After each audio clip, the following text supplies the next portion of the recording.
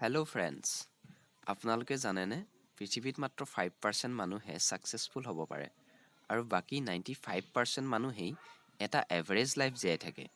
কিন্তু এনেকুৱা কিয় হয়? কিছুমানে ক'ব তেওঁলোক লাকি পাৰ্চন, গড গিফটেড হয়। ভগৱানে তেওঁলোকক স্পেচিয়েলি এই পৃথিৱীলৈ পঠিয়াইছে। কিন্তু এইটো আমি সম্পূৰ্ণৰূপে সঁচা বুলি মানি ল'ব নোৱাৰোঁ, কাৰণ ছাকচেছৰ ক্ষেত্ৰত ভাগ্যই 100% কাম নকৰে। তেনেহ'লে নেক্সট ৰিজন কি হ'ব পাৰে? হয়তো তেওঁলোকৰ বেকগ্ৰাউণ্ড ভাল হ'ব পাৰে। তেওঁলোকে সেইখিনি সুবিধা পাইছে যিখিনি এভাৰেজসকলে পোৱা নাই। আৰু পুনৰবাৰ আমি ইয়াকো সম্পূৰ্ণৰূপে সঁচা বুলি মানি নলওঁ, কাৰণ ছাকচেছফুল ব্যক্তিসকলৰ সৰহসংখ্যকেই এভাৰেজসকলতকৈ এটা বেয়া বেকগ্ৰাউণ্ডৰ পৰা বিলং কৰা দেখা যায়। উদাহৰণস্বৰূপে, ভাৰতৰ প্ৰাক্তন ৰাষ্ট্ৰপতি APJ আব্দুল কালাম এজন মাছুৱৈৰ ঘৰত জন্ম হৈছিল। তেনেহ'লে এনেকুৱা কি ছিক্ৰেট আছে যাৰ বাবে তেওঁলোক ছাকচেছফুল হ'বগৈ পাৰে?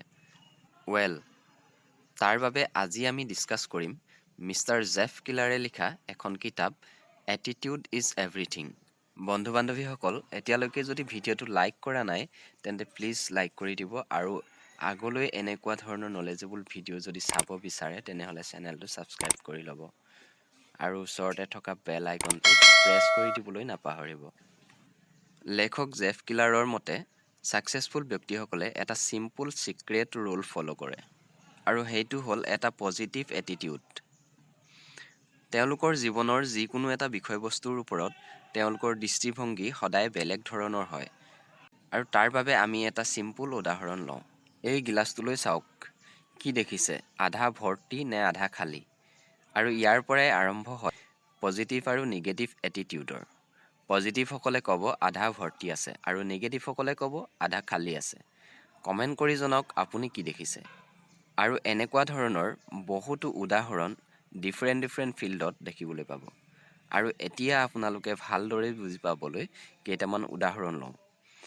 নিগেটিভসকলে সদায় কয় মই নোৱাৰোঁ, পজিটিভসকলে কয় মই পাৰিম। নিগেটিভসকলে সদায় আনৰ দুখ ক্ৰুটি বা বেয়া গুণৰ বিষয়েহে কয়, কিন্তু পজিটিভসকলে ভাল গুণৰ বিষয়েহে কয়।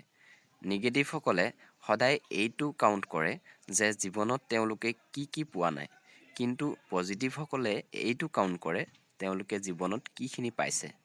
নিগেটিভসকলে তেওঁলোকৰ জীৱনত প্ৰতিটো দিশতে প্ৰব্লেম দেখি পায়, কিন্তু পজিটিভসকলে সমস্যা সমাধানৰ নতুন পথ বিচাৰি উলিয়াই লয়। আৰু এতিয়া আমি চাম এজন ব্যক্তি কি কাৰণে নিগেটিভ এনাৰ্জিৰে ভৰপূৰ হৈ থাকে। এনেকুৱাতো নহয় যে কোনো এজন ব্যক্তি নিগেটিভ এটিটিউড লৈয়ে জন্ম হয়, বৰঞ্চ এটা পজিটিভ এটিটিউডৰ সৈতেহে জন্ম হয়। আপোনালোকে নিশ্চয় মন কৰিছে, যেতিয়া এটি শিশু খোজকাঢ়িবলৈ শিকে তেতিয়া সি বাৰে বাৰে পৰি যায়, কিন্তু সি তাৰ বাবে আনক দুখ নিদিয়ে। এটা হাঁহি মাৰি আকৌ উঠে, আকৌ ট্ৰাই কৰে, আৰু এদিন সি ছাকচেছ হয়। কিন্তু পিছলৈ এই শিশুটোৱে এদিন নিগেটিভ এটিটিউডৰ চিকাৰ হয়, যেতিয়া সি মাক দেউতাক, শিক্ষক বা অন্য কাৰোবাৰ সমালোচনাৰ পাত্ৰ হয়, অপমান বা ৰিজেকশ্যন সহ্য কৰিব লগা হয়, আৰু লাহে লাহে তাৰ মনৰ খিৰিকীখন নিগেটিভ এটিটিউডৰ ধূলিৰে লেতেৰা হৈ পৰে, যাৰ বাবে সি বাহিৰৰ ধুনীয়া পৃথিৱীখনো লেতেৰা যেনেই দেখি পায়। গতিকে আমি এইটো নিশ্চিতভাৱে ক'ব পাৰোঁ যে আমাৰ মনোভাৱ যেনেকুৱা হয়, আমাৰ বাবে আমাৰ পৃথিৱীখনো ঠিক তেনেকুৱাই হয়। কিন্তু সমস্যা হ'ল আমাৰ মাজৰ অধিক সংখ্যকেই আমাৰ মনৰ এই ধূলিখিনি চাফা কৰিব নোখোজে। উইলিয়াম শ্বেক্সপিয়াৰে কৈছিল, "there is nothing either good or bad, but thinking makes it so'." অৰ্থাৎ এই পৃথিৱীত ভাল আৰু বেয়া বুলি একো নাই, এইটো মাত্ৰ আমাৰ মনোভাৱেহে নিৰ্ধাৰণ কৰে। তেনেহ'লে আমি এতিয়ালৈকে এইটো জানিলোঁ যে এটা পজিটিভ এটিটিউড আমাৰ ছাকচেছৰ কাৰণে মষ্ট ইম্পৰ্টেণ্ট হয়। কিন্তু আমি এই পজিটিভ এটিটিউড কেনেকৈ একুৱায়াৰ কৰিম? প্ৰথম কথা, ইয়াৰ বাবে ৰেছপনচিবল কেৱল আপুনি নিজেই। বিশ্ববিখ্যাত লেখক বা মটিভেশ্যনেল স্পিকাৰসকলে আপোনাক মাত্ৰ ডাইৰেকশ্যনহে দিব পাৰিব। সেইবিলাক সঠিক সময়ত ব্যৱহাৰ কৰাটো আপোনাৰ হাতত। গতিকে আপুনি নিজৰ দায়িত্ব নিজে ল'বলৈ আৰম্ভ কৰক। সৰ্বপ্ৰথম আপোনাৰ মনোভাৱ বা এটিটিউড সলনি কৰক। Success is a state of mind. If you want success, start thinking yourself as a success. অৰ্থাৎ সফলতা হ'ল মনৰ এক অৱস্থা বা স্থিতি। আপুনি যদি সফলতা বিচাৰে তেন্তে নিজকে সফল বুলি ভাবিবলৈ আৰম্ভ কৰক। প্ৰতিদিনে কিবা নহয় কিবা পজিটিভ লেকচাৰ শুনক, ভিডিঅ' চাওক বা কিতাপ পঢ়া ষ্টাৰ্ট কৰি দিয়ক। বৰ্তমান আপোনাৰ পৰিস্থিতি যেনেকুৱাই নহওক কিয়, তাৰ বাবে আপুনি আনৰ ওপৰত দুখ জাপি দিয়াটো বন্ধ কৰক। বৰঞ্চ তাৰ বিপৰীতে এটা পজিটিভ মনোভাৱ লৈ সমস্যাৰ সৈতে যুদ্ধ কৰক। নিজৰ লগতে অদৃশ্যজনৰ ওপৰত বিশ্বাস ৰাখক, দেখিব আপুনি এদিন সমস্যাক পৰাস্ত কৰিবলৈ সক্ষম হৈছে।